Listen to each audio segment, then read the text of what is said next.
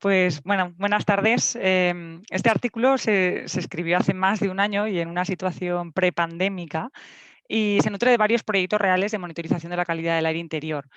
Hoy la innovación en torno a este tema pues, ha pasado a ser tendencia mundial, ¿no? Por esta pandemia que ha venido a revolucionar muchas cosas y a poner encima de la mesa, entre otras, la necesidad de revisión de la calidad del aire que respiramos. Entonces, antes de entrar en materia, sí que quiero recordar esa historia que nos contaba Al Gore en el documental An Inconvenient Truth. Y, porque sabéis que si una rana salta en un recipiente con agua hirviendo, automáticamente sale fuera de un salto, alertada por el peligro. Sin embargo, si esa misma rana salta en un recipiente con agua templada y vamos calentando progresivamente el agua, la rana se irá calentando hasta que alguien le alerte del peligro o se cocine del todo. Bueno, pues vivimos en ambientes interiores que al margen de la pandemia son un poco como esta olla de cocción lenta y nosotros somos la rana, ¿vale? Entonces, la calidad del aire interior no se rige únicamente por la presencia de virus o de la contaminación ambiental exterior, que también, sino que los parámetros que la definen son mucho más amplios y diversos. Necesitamos integrar la necesidad de ventilar con el CO2 como indicador principal de su eficacia, pero también pensar en el confort termohigrométrico, en la ausencia de contaminantes químicos y desde luego en apostar por espacios interiores que fomenten el bienestar. Entonces, ¿cómo hacemos esto? Pues a través de la mejora continua. Medir, diagnosticar, actuar y seguir midiendo.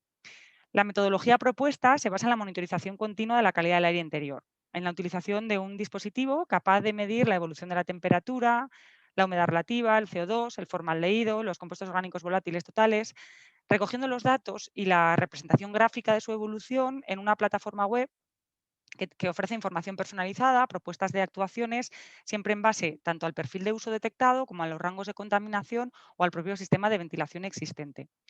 Esta metodología ha sido validada en diversas tipologías de edificios. Esta tarde o ahora os voy a presentar tres ejemplos reales: un edificio de de oficinas, una vivienda de alta eficiencia y una escuela infantil. En el edificio de oficinas es un edificio en Pamplona donde se monitorizaron tres espacios abiertos, tres plantas de entre 250 y 335 metros cuadrados. Se trata de un edificio con un sistema de climatización y renovación de aire centralizado estándar. Y la monitorización de la calidad del aire nos sirvió para plantear propuestas de mejora en relación con la humedad relativa, la baja humedad relativa detectada, causa directa de disconfort por su clara contribución a la irritación y a la sequedad de las mucosas tanto respiratorias y oculares, y esto implica pues, una debilitación de la barrera de protección de nuestro organismo frente a la entrada de agentes patógenos. En este edificio se detectaron también niveles de CO2 bajos y niveles de formaldehído bajo, ¿vale? Así como niveles de temperatura significativamente alta para un espacio interior. Segundo caso, una vivienda de alta eficiencia. Se monitorizó un apartamento renovado con criterios de alta eficiencia de Passive House dentro de un edificio de viviendas de los años 80. Entonces, tras varias semanas de monitorización, se detectan de manera continuada altos niveles de formaldehído con picos que pueden alcanzar los 1000 microgramos metro cúbico y una media diaria por encima de los 150, cuando los valores recomendados por la OMS no deberían superar los 100 microgramos metro cúbico. Entonces, a pesar de disponer de un sistema de ventilación mecánica de doble flujo, este no es capaz de reducir los niveles de formaldehído, mientras que la ventilación manual con ventanas sí, y ahí estaba la clave. Entonces, la concentración de CO2 se mantiene en niveles de confort durante el 65% del tiempo de ocupación, es decir, que el sistema de ventilación es capaz de funcionar frente al CO2, pero no frente a la contaminación química. ¿Vale? Y en el tercer caso, se monitorizó una escuela infantil en el marco del proyecto Smart Iruña Lab del Ayuntamiento de Pamplona. Al tratarse de una escuela de nueva construcción, en este caso las condiciones de partida la verdad es que resultaron muy favorables. Es posible observar los picos de la concentración de CO2 en el espacio monitorizado, donde se alcanzaban niveles por encima de los 800 ppm, más del 50% del tiempo de ocupación. Y los valores de formaldehído eran medios o altos de forma puntual. En este caso, se realizó una actuación de mejora basada en la integración de elementos naturales, una estrategia o como estrategia de fitorremediación y de aprovechar la capacidad natural de determinadas plantas para filtrar contaminantes interiores y aportar oxígeno al ambiente interior. Entonces, principales conclusiones que nos vamos encontrando. En la monitorización del edificio de oficinas se puso de manifiesto una mala distribución de la instalación del sistema de clima. Las máquinas estaban en cubierta y había una diferencia de temperatura de 2-3 grados entre plantas. Esto ya ocurre de manera natural por fuga térmica, pero generaba una asimetría térmica significativa. Por otro lado, la sequedad del ambiente, una menor humedad relativa en la planta superior, que es en la que mayor temperatura nos encontrábamos. La monitorización nos permitió identificar la tipología y la capacidad necesaria de ese sistema de humidificación que hubo que aportar a cada una de las plantas monitorizadas.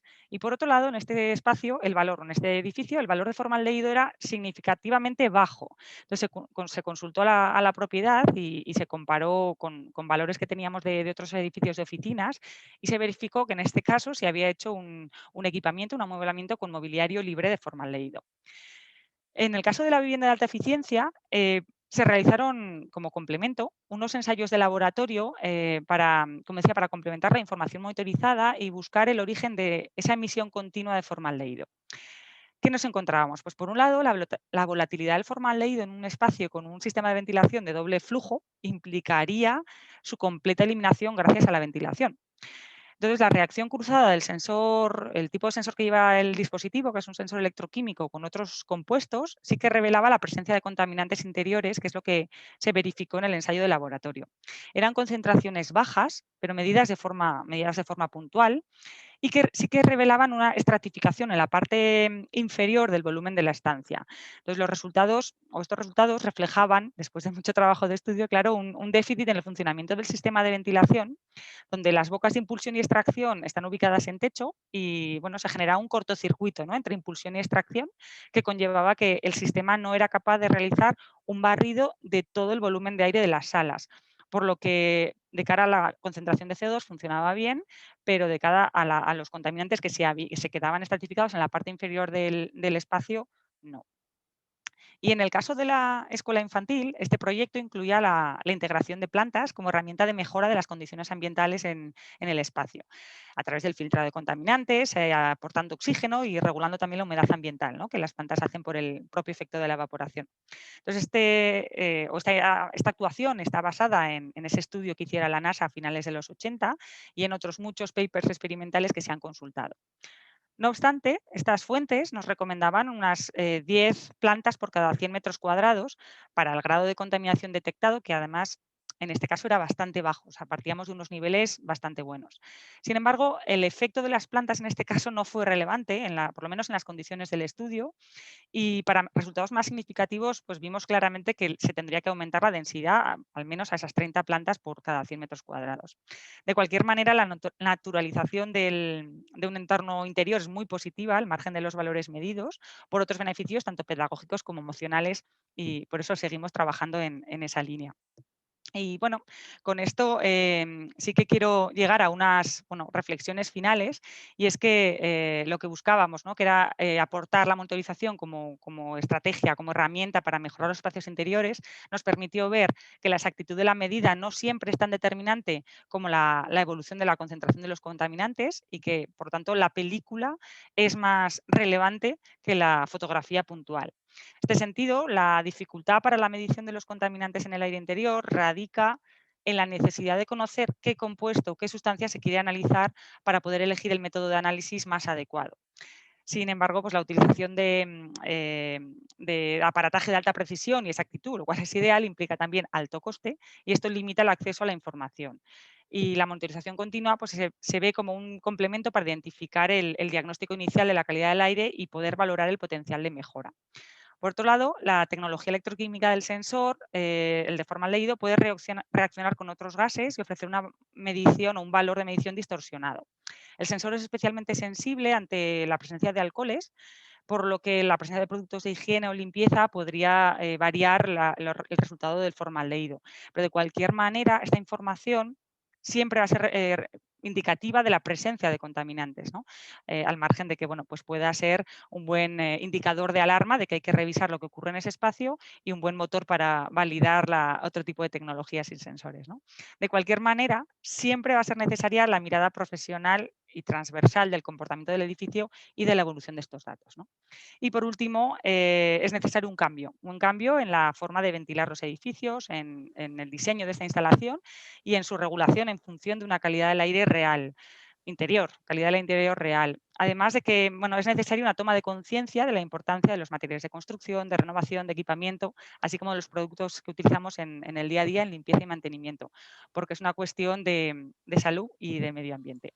Y con esto termino. Feliz Día de la Mujer y la Niña en la Ciencia. Muchas gracias.